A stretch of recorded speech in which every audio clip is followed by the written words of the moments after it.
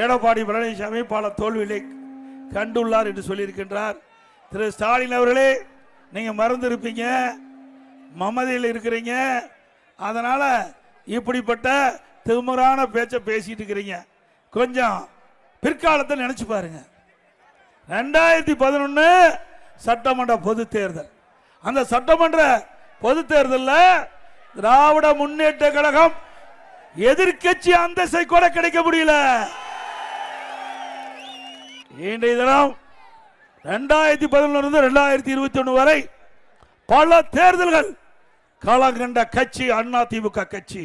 2011 அதிமுக ஆட்சி, 2016 அதிமுக ஆட்சி, ஆண்ட கட்சி மீண்டும் ஆட்சிக்கு வந்த சரித்திரத்தை படைத்தார் இதை புரட்சி தலைவி அம்மா அவர்கள். 234 தொகுதியிலும் கூட்டணி இல்லாம ரட்டளையில் நின்று வெற்றி பெற்று ஆட்சி அமைத்த ஒரே கட்சி அதிமுக கட்சி.